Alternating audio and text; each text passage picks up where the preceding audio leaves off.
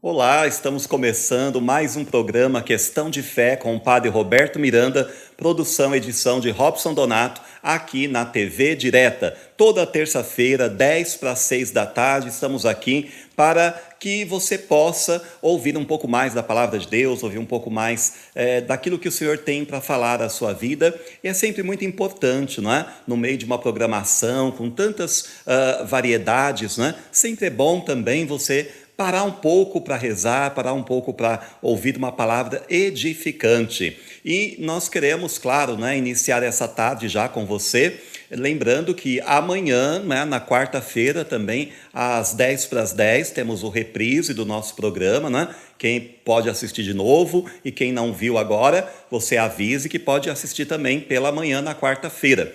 E claro, hoje, né? Hoje é dia de Santo Antônio, o santo casamenteiro, como se diz, né? Mas um brilhante intelectual da Idade Média. Daqui a pouquinho nós vamos falar um pouco mais sobre a vida de Santo Antônio. Teremos a Santa Missa também na Igreja do Rosário às 7h30 da noite. E queremos mandar um abraço para o Padre Fábio, da Paróquia Santo Antônio, e toda a comunidade de lá, né? Para que sejam realmente todos abençoados por intercessão do querido Santo Antônio. E como ele é querido de todas as paróquias e de todas as comunidades, com certeza hoje haverá a missa de Santo Antônio também perto da sua casa. E aqui no santuário nós vamos também abençoar os pães, chamados pães da fartura de Santo Antônio, né? Uma tradição popular, mas que as pessoas gostam muito de ter em casa, o pão abençoado no dia de Santo Antônio.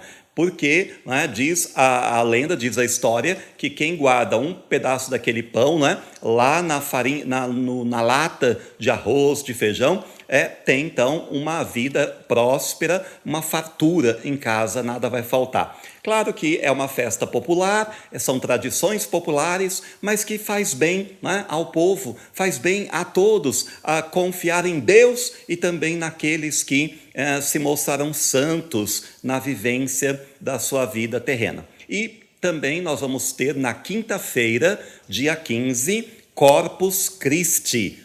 Corpus Christi, que é essa grande festa da igreja para declarar a sua fé na presença real de Jesus na Santíssima Eucaristia. Momento em que a igreja faz uma procissão, uma mostra pública da sua fé, dizendo que crê nessa presença real, caminhando pelas ruas com o ostensório, levando o Santíssimo Sacramento ao centro da nossa fé. Como diz o Papa João Paulo II, o ápice e o cume da fé cristã é a Eucaristia. Hoje queremos também, né, mandar um abraço para todos os padres aqui da nossa cidade, para os padres da nossa diocese, para Dom Vilar, que sempre participa conosco, né, tem a sua participação aqui no nosso programa, trazendo uma palavra, né, episcopal, palavra do nosso pastor, sempre para todos aqueles que acompanham este nosso programa.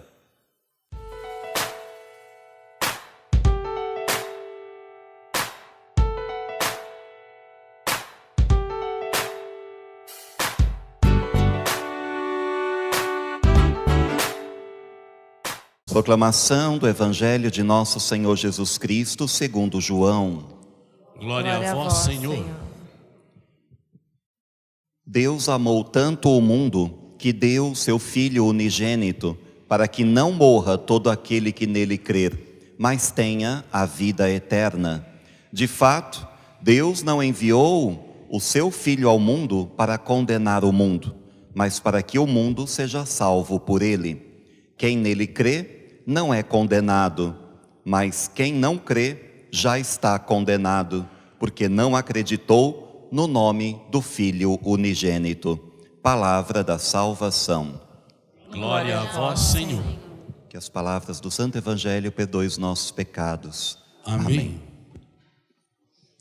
Hoje nós celebramos com a igreja no mundo inteiro a solenidade da Santíssima Trindade. E, claro, todos os domingos e toda a ação da igreja, tudo aquilo que nós começamos, iniciamos qualquer ritual na igreja ou sacramento, nós dizemos em nome do Pai, e do Filho e do Espírito Santo. E, portanto, durante todo o ano, estamos afirmando e confirmando a nossa fé na Trindade Santa. Deus que é um só, em 3 pessoas. E isso é muito importante para a fé cristã, porque isso a diferencia de todas as outras religiões do mundo, né? E principalmente das 3 grandes religiões monoteístas, né? Nós temos os monoteístas são os judeus, depois nós cristãos, né? E também ainda os muçulmanos. No entanto, né? Apesar das 3 religiões dizerem que adoram o mesmo Deus, Deus de Abraão, Deus de Isaac, Deus de Jacó, a gente percebe que fica incompleta todas as demais, porque não aceitam Jesus como Senhor, ou não creem no Filho unigênito.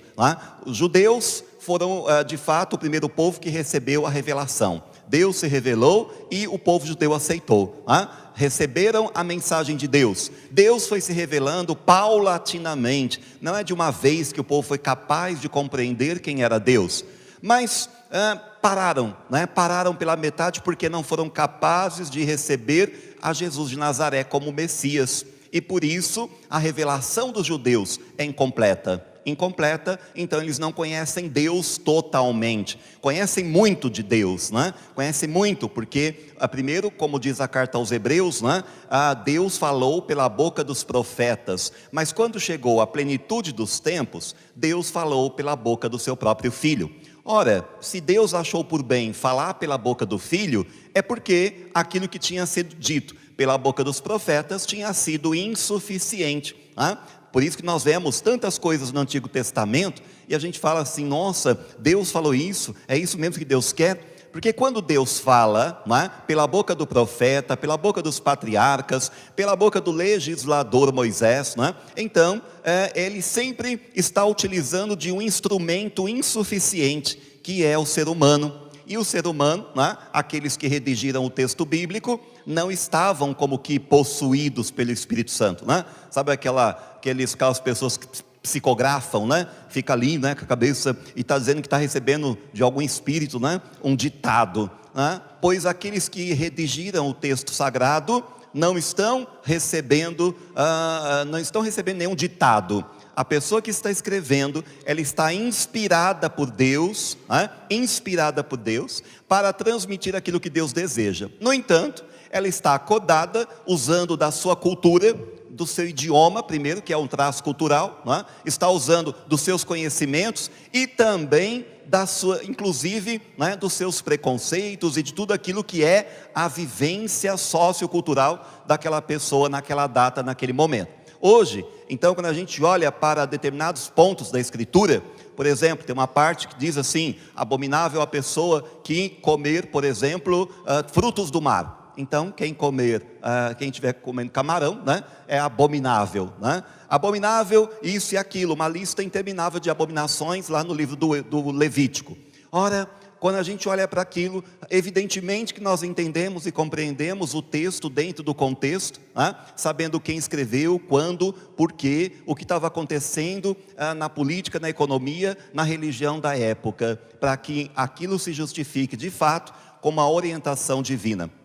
Mas para dizer que era insuficiente aquela revelação, ela não tinha parado com Moisés como acreditavam os judeus. Mas Jesus de Nazaré é a plena revelação do Pai, é a plena revelação. Deus desejou muito, e hoje esse evangelho de João diz porque Deus amou tanto o mundo, que deu seu Filho unigênito, para que não morra todo aquele que nele crê, mas tenha a vida eterna. A primeira coisa que nós vemos é que Deus enviou o seu Filho.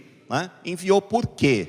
Primeiro que ele está dizendo que enviou por amor. Que bom, saber que somos amados por Deus, que somos queridos por Deus, e que por Deus somos cuidados e zelados. E Deus não se dignou ficar no seu palácio celestial, como poderíamos dizer assim, Ele não se dignou ficar distante de nós.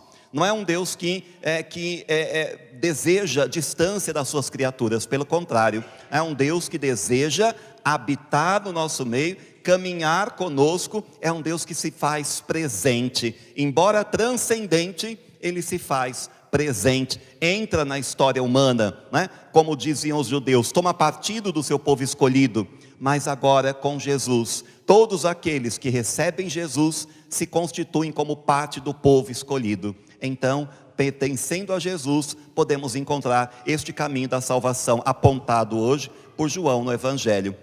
Então, Deus amou o mundo, né? Significa, né? A gente pensa assim, Deus precisava disso? Não, quem precisávamos era nós. Nós é que precisamos sempre de Deus. Sim ou não, né? Nós que precisamos. Por isso que o padre sempre fala, né? Do primeiro mandamento, qual é mesmo? Primeiro mandamento? Amar a Deus sobre todas as coisas, né? Quando a gente ama alguém, a gente quer ir na casa desse alguém, a gente quer telefonar para esse alguém, mandar mensagem para esse alguém o dia inteiro, né? Porque nós amamos. Se nós dissermos que amamos a Deus, mas não vamos na casa dele, né? A gente fala assim, amo, mas deixa ele lá, eu aqui, se ele quiser ele vem aqui, né? É Deus a domicílio, entrega a domicílio, né? Delivery. Então deixa que Deus vem na minha casa, Deus está em toda parte. É verdade que Deus é onipresente, que está em toda parte, mas também é verdade que especificamente, fisicamente, Ele está onde? Na igreja, em corpo e sangue, alma e divindade. Aonde está Ele? Aonde está? Quem aponta onde está Jesus? Cadê Ele? Onde aponta? Lá. Por isso que a gente vira para lá, para falar com Ele, porque falar de costas para as pessoas não é educado. Então a gente vira para lá para falar com Jesus, porque Ele está ali, em corpo e sangue, alma e divindade, no Santíssimo Sacramento. Está presente, como Ele falou, na carta, no Evangelho de Mateus: eis que estarei convosco todos os dias, até o fim do mundo.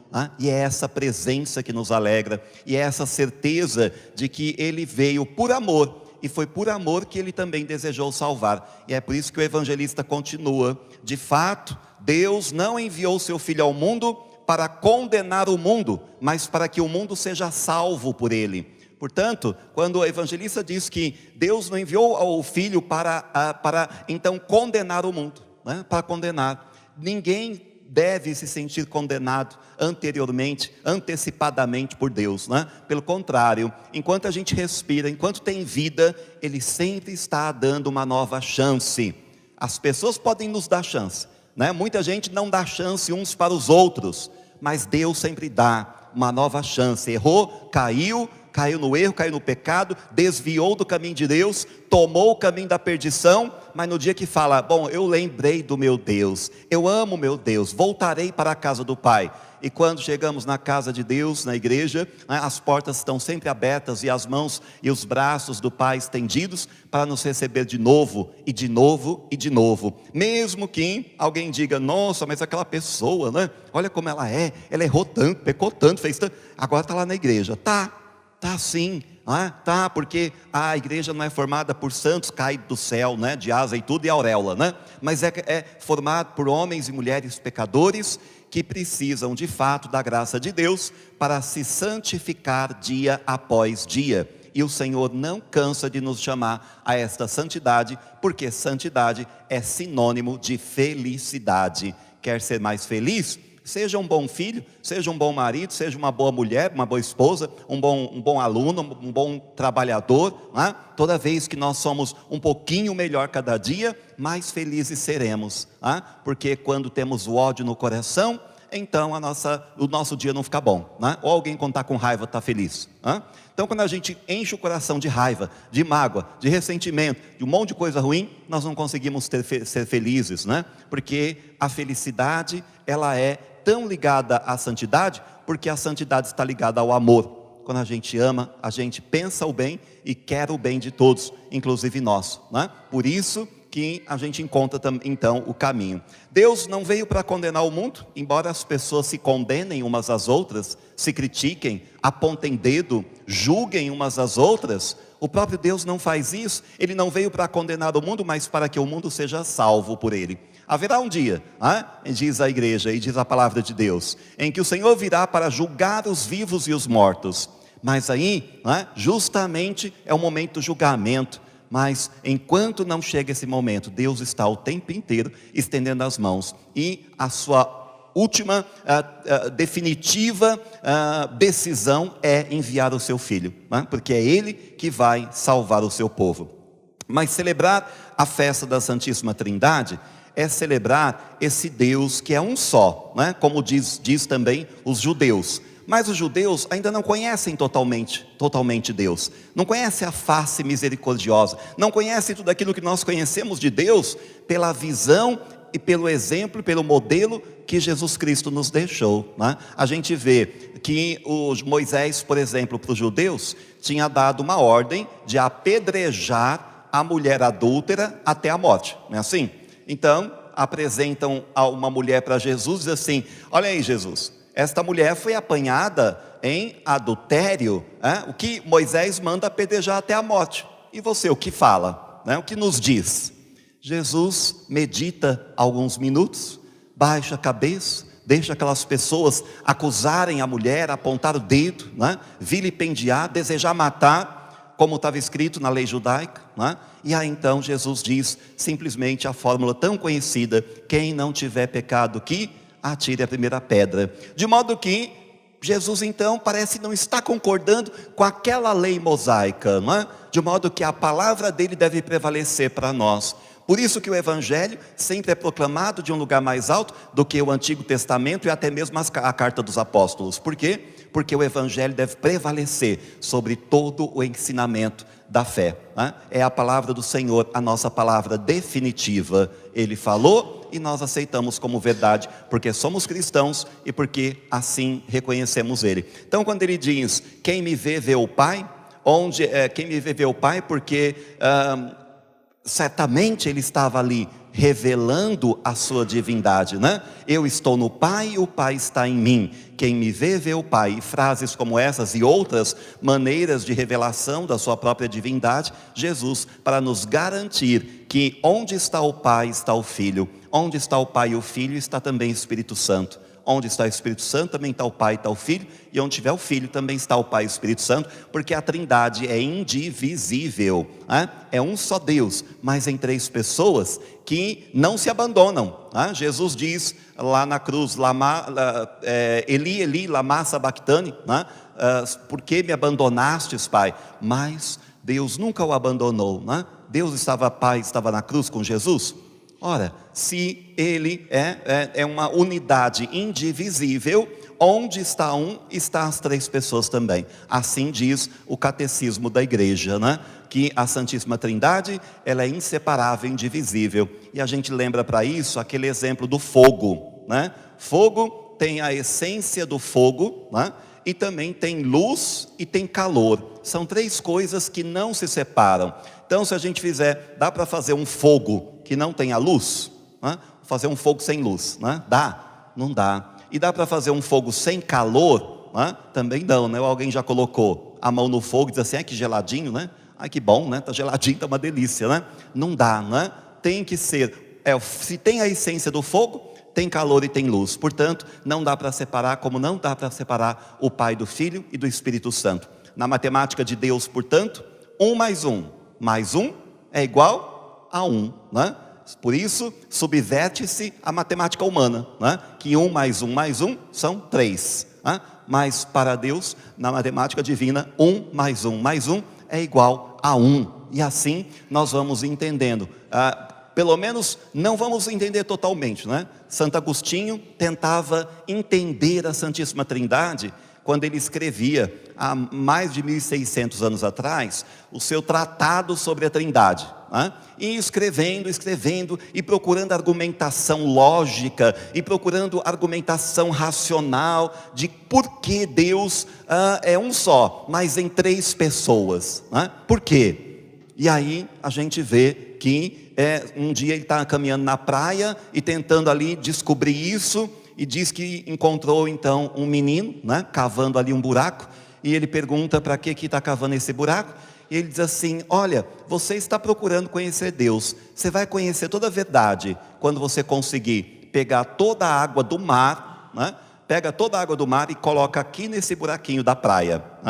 O que o menino queria dizer para ele? Que, olha, o conhecer Deus no seu grande mistério é inconcebível e não cabe na cabeça humana. Assim como não dá para colocar a água do mar naquele buraquinho da praia, também não cabe na cabeça humana o grande mistério da Santíssima Trindade. Só nos resta, portanto, crer e aceitar a revelação divina, a revelação que foi feita pelo Filho de Deus e continuada pelos apóstolos na história, de que Deus é um só, mas é um Deus uno e trino. Sim, os judeus são também monoteístas, e depois os muçulmanos que vieram quase 600 anos depois de Cristo, mas eles também escreveram um texto que não mostra que conhece perfeitamente Deus, porque não aceitaram a Santíssima Trindade, não aceitaram que Deus é uno e trino. E Jesus diz assim: quem nele crê não é condenado, mas quem não crê já está condenado. Então, porque não acreditou no nome do Filho unigênito. Quem crê será salvo, quem não crê já está condenado. Jesus está dizendo, o evangelista está dizendo, né, Evangelho João, nós temos liberdade, livre arbítrio, para crer ou não crer em Jesus de Nazaré. Quem crê será salvo, quem não crê já está fazendo a sua escolha para o caminho da perdição eterna, está pedindo, está caminhando para longe de Deus. E é isso que hoje nós queremos fazer, caminhar com Deus, nos entregar nas mãos dele, saber que ele é tão bom, que ele ama tanto o mundo, que ele não fica lá parado, inerte, mas ele entra na nossa história universal, a história humana, mas também entra na história de cada um, para ali distribuir as suas graças, para que cheguemos um dia todos à salvação eterna. Nossa Senhora do Rosário, São José, em nome do Pai, e do Filho, e do Espírito Santo. Amém.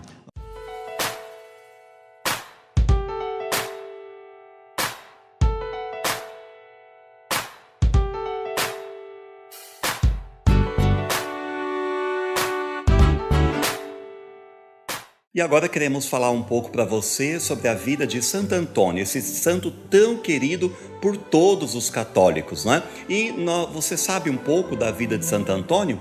Enquanto essas imagens estarão passando sobre Santo Antônio, vamos acompanhar um pouquinho mais da vida deste amado santo. Nesse dia, nós celebramos a memória do popular santo e também doutor da Igreja, que nasceu em Lisboa, no ano de 1195, e morreu nas vizinhanças da cidade de Pádua, na Itália, em 1231. Por isso, é conhecido como Santo Antônio de Lisboa ou Santo Antônio de Pádua. O nome de batismo dele era Fernando de Bulhões e Taveira de Azevedo. Ainda jovem, ele pertenceu à Ordem dos Cônegos Regulares, tanto que pôde estudar filosofia e teologia em Coimbra, até ser ordenado sacerdote. Não encontrou dificuldade nos estudos, porque Santo Antônio era de uma inteligência e memória formidáveis, incríveis, acompanhado também por um grande zelo apostólico e santidade. Aconteceu que em Portugal, onde ele nasceu e onde estava vivendo, Santo Antônio conheceu a família dos franciscanos, que não só o encantou pelo testemunho dos mártires em Marrocos, como também o arrastou para a vida itinerária na santa pobreza, uma vez que também queria testemunhar Jesus com todas as forças. Ao ir para Marrocos, Antônio ficou tão doente que teve de voltar, mas providencialmente foi ao encontro do pobre de Assis, o qual lhe autorizou a ensinar aos frades as ciências que não atrapalhassem os irmãos de viverem o Santo Evangelho. Neste sentido, Santo Antônio não fez muito, pois seu maior destaque foi na vivência da pregação do Evangelho, o que era confirmado também por muitos milagres, além de auxiliar no combate à heresia dos cátaros e albigenses, os quais isoladamente viviam uma falsa doutrina e falsa pobreza. Santo Antônio serviu sua família franciscana através da ocupação de altos cargos de serviço na ordem, isto até morrer, com apenas 36 anos para esta vida e entrar para a vida eterna. Santo Antônio, rogai por nós.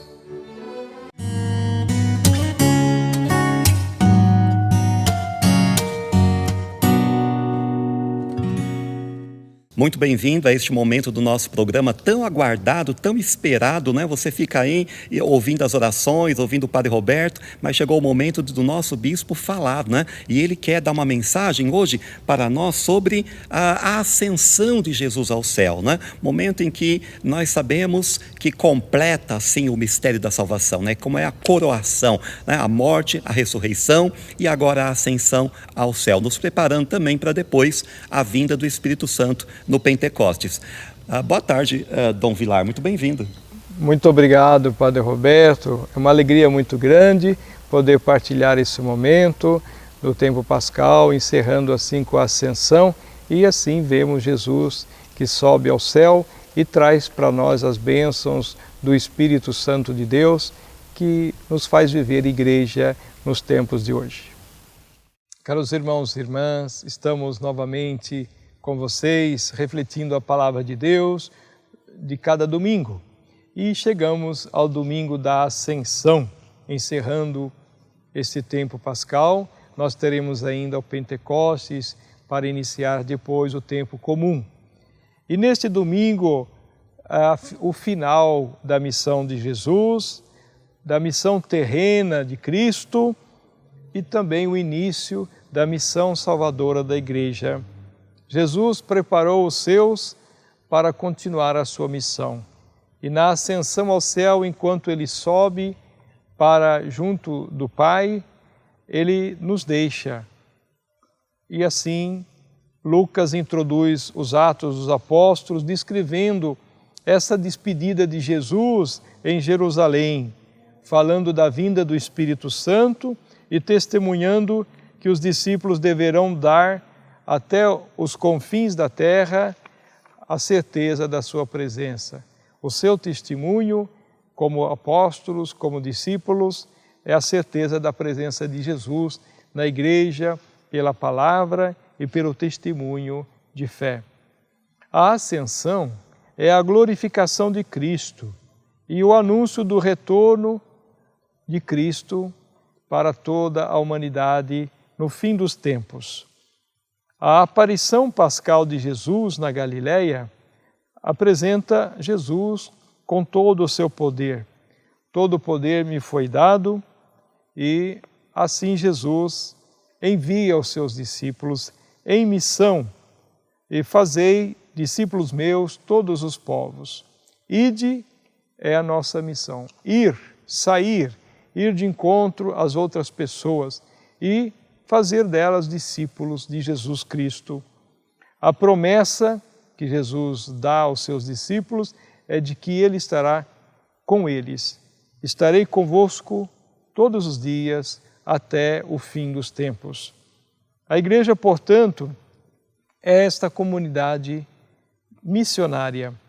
A missão da igreja é testemunhar no mundo a salvação de Cristo, a libertação que Jesus realizou e deixou nas mãos e no coração da igreja e dos discípulos. A missão é para toda a humanidade, é universal, destinada às nações, e assim nós vemos primeiro ensinar e depois batizar.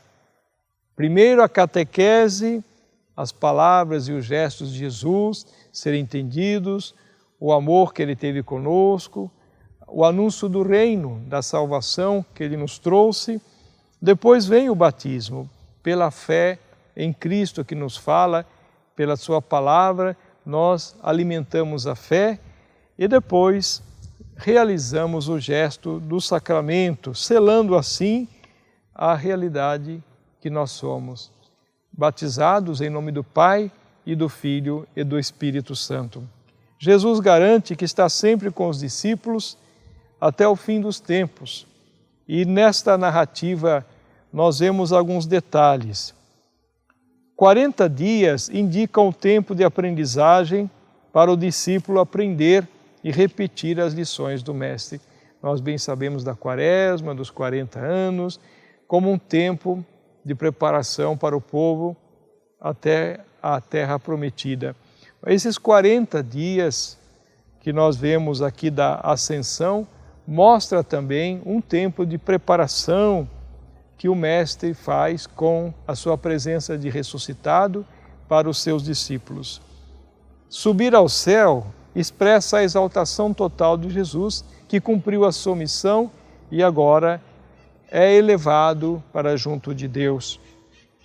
Os dois homens vestidos de branco indicam que o testemunho vem de Deus. Quando são duas pessoas, a veracidade do testemunho acontece. E aqui dois anjos, isto é, dois testemunhas celestes, para mostrar que esta aliança de Deus, do céu e nossa, da terra, aconteceu. Os discípulos olham para o céu, isso significa da ansiedade, da expectativa que nós temos da realização de Deus, da sua palavra, da sua promessa e a vinda de Cristo no fim dos tempos. Nós esperamos a realização de tudo o que Deus prometeu em seu Filho Jesus.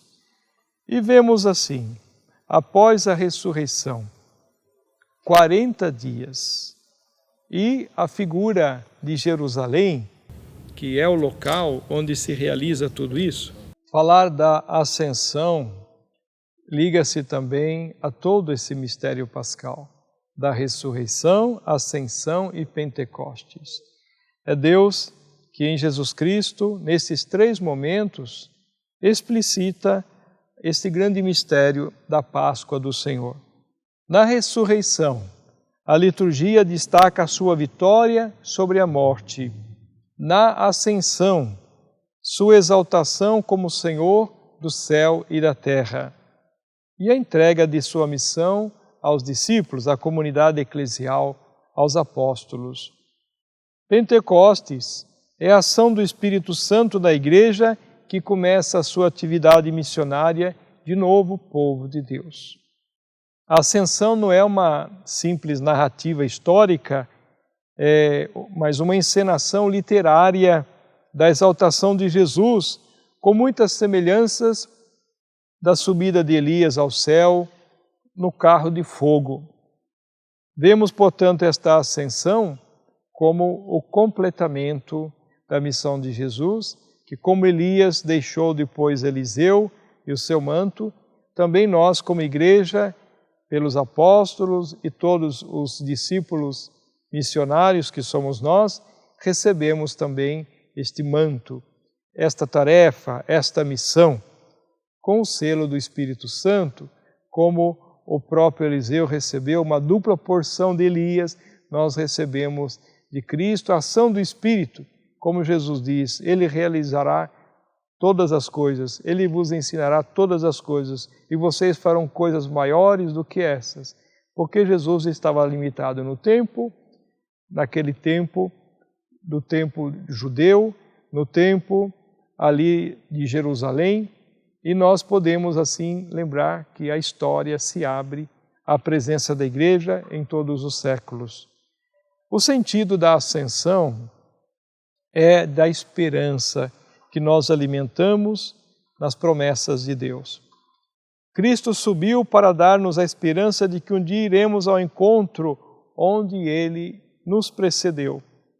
A ascensão nos lembra que nós somos enviados de Cristo para continuar e completar a sua obra.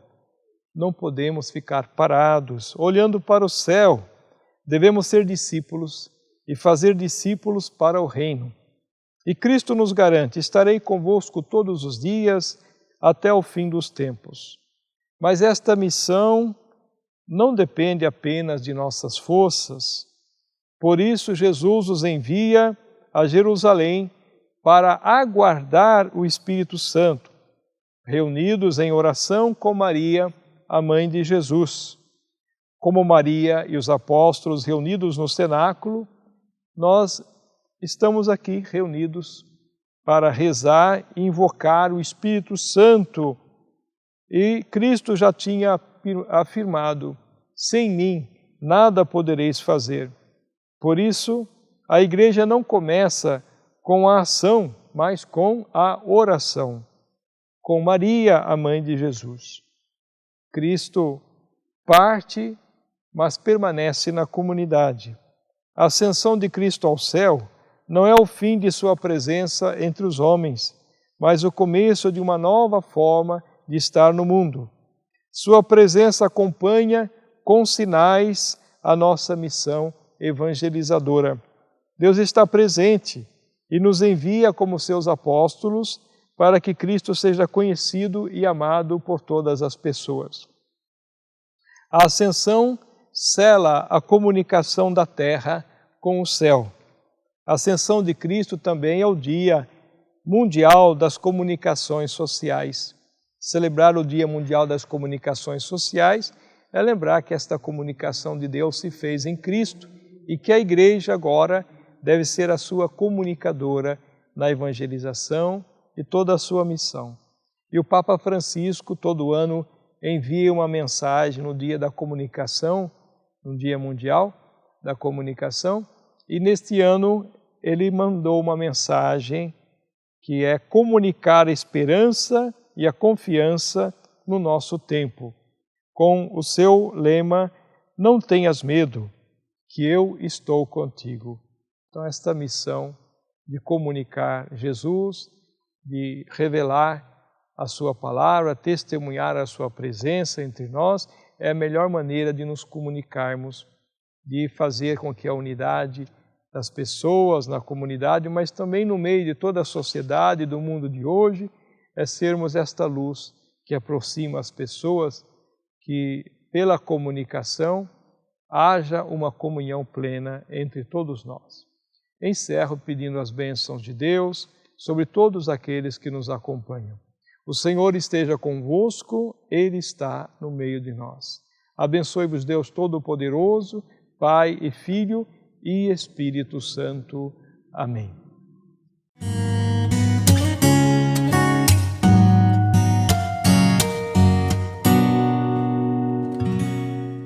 E está chegando quinta-feira de Corpus Christi, não é? Nós queremos lembrar para que você possa ir à igreja, né? Participar da Santa Missa de Preceito, também das procissões. No Santuário do Rosário, nós temos a Santa Missa às 15h.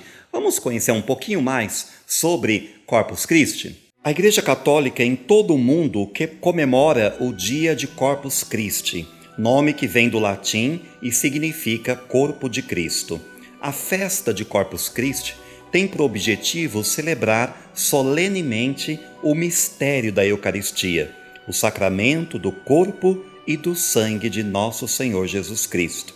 Acontece sempre em uma quinta-feira, em alusão à Quinta-feira Santa, quando se deu a instituição deste sacramento.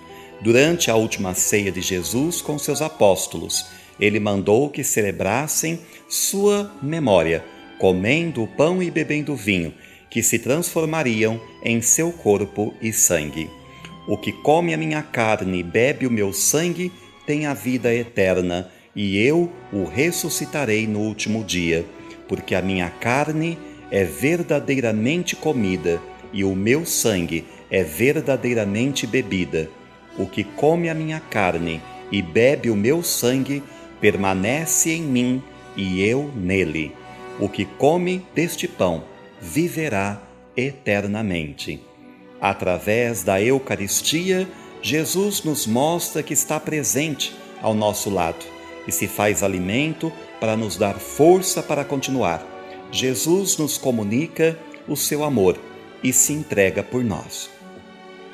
Como foi a origem da celebração do Corpus Christi?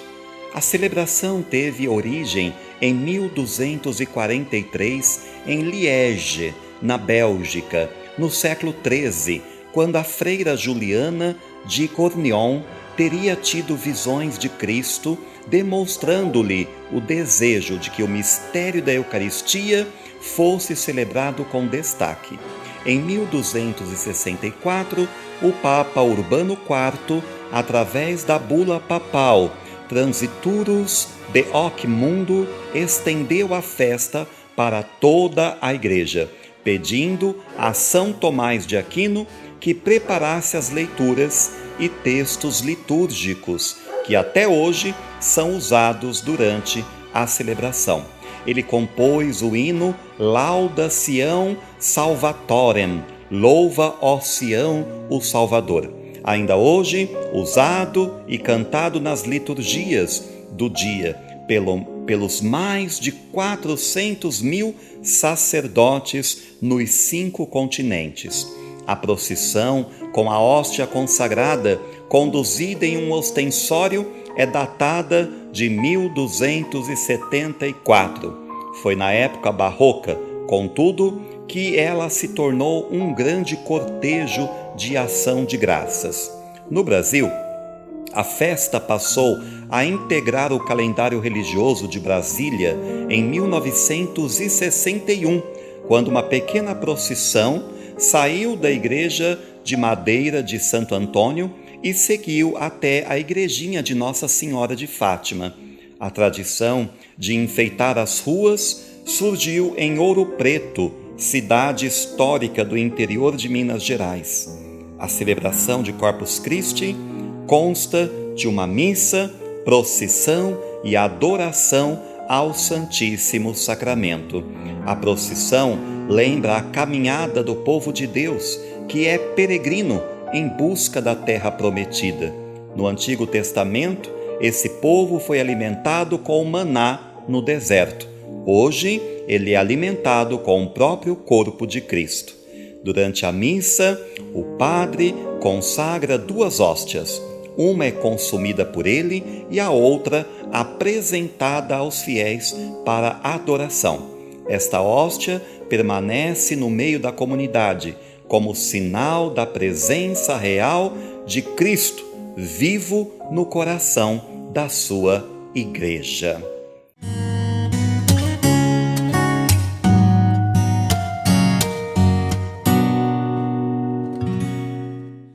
E queremos mandar agora um abraço para o nosso amigo Flávio da Madenox. Madenox, uma empresa em Mococa que fabrica móveis planejados, tanto para a sua casa, seu escritório, para lojas, até para bancos, né? Também a Madenox fabrica todo o mobiliário. Então, se você precisa de um armário, você que tem um closet em casa, que precisa de prateleira, você precisa de estante para livros, né? Você que precisa de uma escrivaninha, até móveis para o banheiro, né? Móveis para a sala, para a cozinha, enfim, né? Ligue lá na Madenox, o telefone que aparece aqui, fale com o Flávio, fale com o Eduardo, né? E peça para fazer um desenho ilustrativo e você vai ficar muito feliz com a qualidade desse trabalho. Madenox, a empresa que você precisa para fabricar o seu móvel.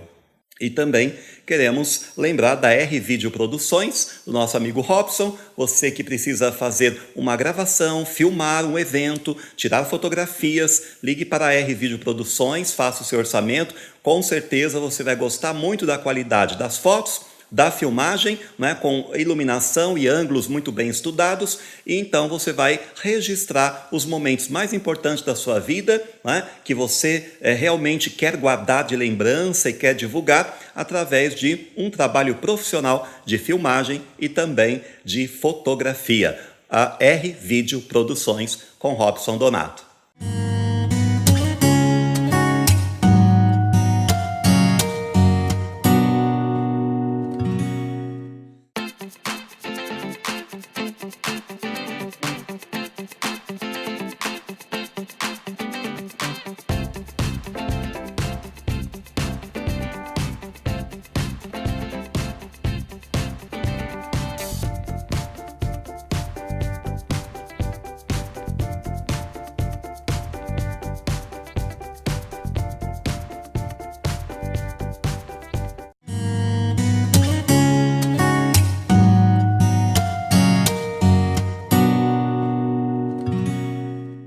Já estamos agora na nossa capela do Santíssimo Sacramento, diante da presença real de nosso Senhor Jesus Cristo na Eucaristia.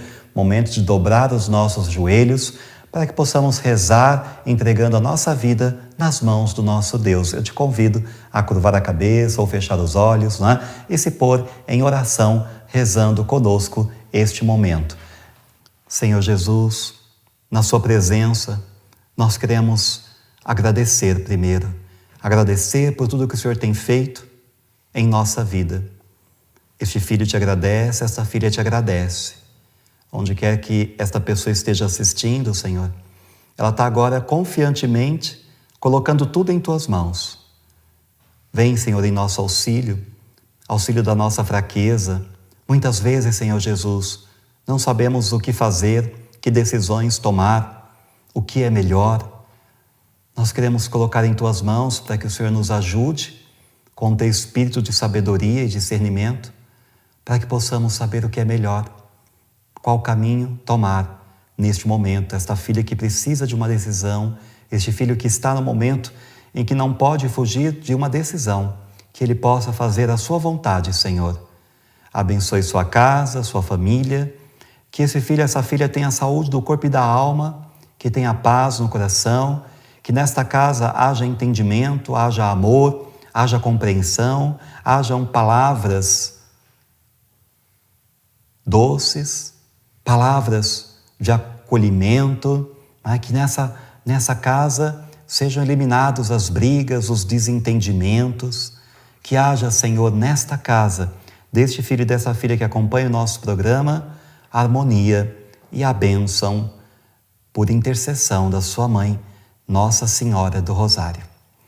Eu te convido agora a pegar o seu copo com água ou a sua garrafa e o Padre abençoando aqui também estará abençoando a sua água.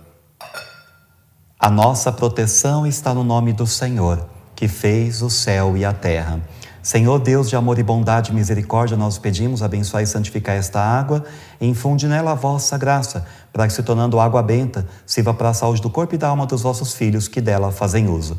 Por intercessão de Nossa Senhora do Rosário e São José, em nome do Pai e do Filho e do Espírito Santo. Amém. Podemos tomar um pouco da nossa água.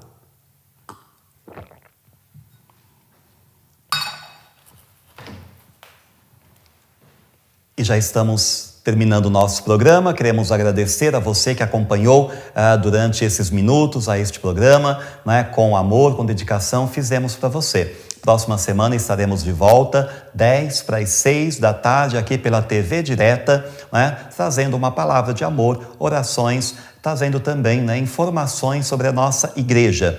Um grande abraço ao nosso bispo Dom Vilar, que está participando do nosso programa, cada dia também trazendo uma bela mensagem e também informações a respeito da nossa diocese, da Igreja do Brasil e da Igreja do Mundo, que nós possamos também fazer as nossas orações pelo nosso Santo Padre, o Papa. Então, o Senhor esteja convosco. Ele está no meio de nós. Por intercessão de Nossa Senhora do Rosário e São José, São Miguel, São Gabriel e São Rafael, Santa Joana d'Arc, São Padre Pio, Santa Rita de Cássia, São Pio V e São Pio X, abençoe-vos o Deus Todo-Poderoso, o Pai e o Filho e o Espírito Santo. Amém. Deus abençoe, ótima noite, até o próximo programa, se Deus quiser.